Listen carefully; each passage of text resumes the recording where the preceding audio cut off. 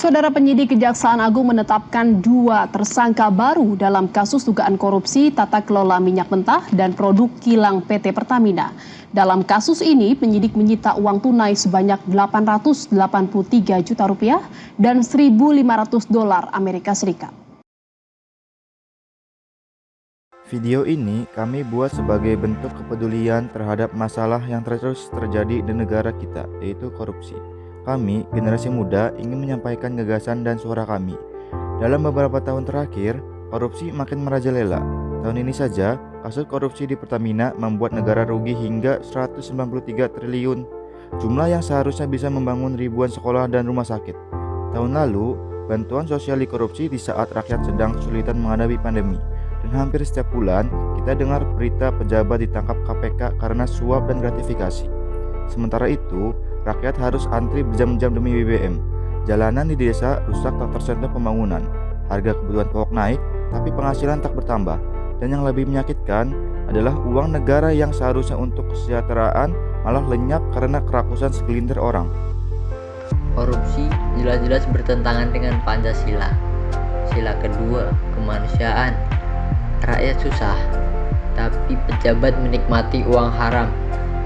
Ini sangat tidak manusiawi. Sila keempat, kerakyatan. Bicara kerakyatan, tapi rakyat tidak dilibatkan. Keputusan diambil secara diam-diam. Sila kelima, keadilan sosial. Seharusnya semua dapat hak yang sama, namun yang kaya makin kaya, sedangkan yang miskin makin tertindas. Lalu, apa yang bisa kita lakukan? Yang pertama, dorong semua dana publik transparan secara online. Rakyat harus bisa mengawasi. Yang kedua, kita sebagai anak muda jangan hanya diam. Untuk komunitas pengawas di desa, kampus, dan media sosial yang ada. Yang terakhir, pendidikan anti korupsi. Pendidikan anti korupsi harus nyata dari sekolah. Kalau kita diam, korupsi akan terus ada. Diam adalah bentuk persetujuan yang tak terucap ketika kejahatan merajalela dan kita memilih bungkam. Maka sesungguhnya kita memberi ruang bagi ketidakadilan untuk tumbuh subur. Melawan korupsi bukan sekedar tugas penegak hukum, tetapi panggilan nurani setiap anak bangsa.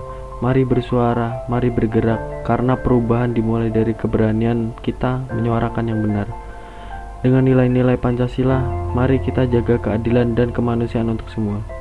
Pancasila bukan hanya dasar negara, tapi juga jiwa bangsa. Di dalamnya terkandung semangat persatuan, keadilan sosial, dan penghormatan terhadap martabat manusia.